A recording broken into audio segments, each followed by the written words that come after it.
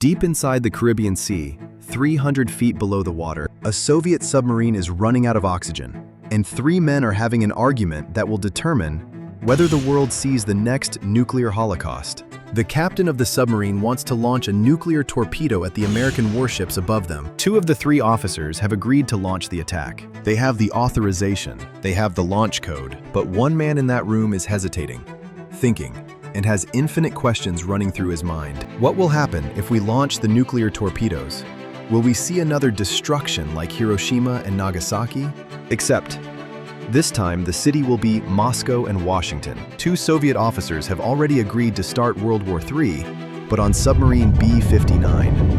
There was a man whose intelligence and calmness saved the world from starting an all-out nuclear war. Vasily Arkhipov denied the permission to fire. The reason he said no wasn't because he was some enlightened peacemaker. It was because he had closely experienced the consequences caused by nuclear energy. Let's rewind to October 22nd, 1962. 5 days before the world almost ended, President John F. Kennedy goes on national television and tells Americans that Soviet nuclear missiles have been discovered in Cuba, just 90 miles away from Florida. He announces a naval blockade and makes it clear, any missile launched from Cuba will be considered an attack by the Soviet Union itself, requiring a full retaliatory response. In the heat of the moment of Cold War, Soviet Union dispatched 4 diesel-powered Foxtrot-class submarines to escort its ships carrying medium-range ballistic missiles for Cuba, which could hit Washington, D.C. in 13 minutes. Before leaving the port, Soviet command gave nuclear launch codes and one message to B-59 crew.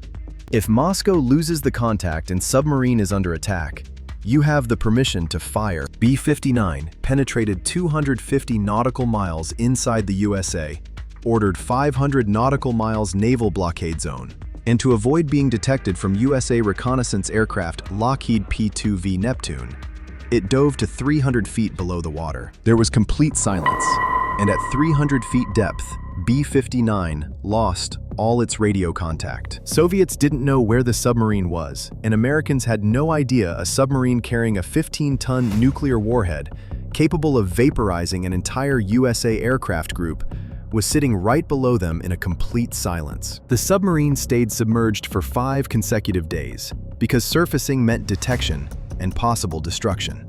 This created an information blackout. The crew didn't know if war had been declared, if other Soviet submarines had engaged US forces, if Moscow had authorized weapon use. By October 27th, B-59 had been submerged for 120 hours. Its diesel batteries were depleted, the air recycling system failed, and there was no chance of going on surface to recharge the battery and keep the system working, because USA carriers and destroyers were ready to hunt them down. The submarine's cooling system failed, and temperature inside the submarine exceeded 50 degrees Celsius. Crew members were collapsing from heat stroke. Several had second-degree burns from touching metal surfaces. And on top of that, the worst happened. Americans found the submarine and started dropping depth charges. Soviets could hear the blast clearly and panicked. They thought war had started, but little did they know that depth charges was just a warning sign to B-59 submarine to come up on the surface and identify themselves. B-59 Captain Valentin Savitsky didn't know that this was just a warning. He thought Americans had started the war.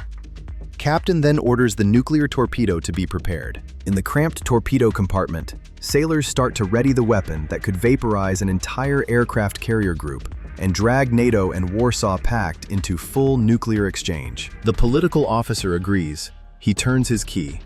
Captain agrees and turns his key. The nuclear torpedo T-5 was going to be launched.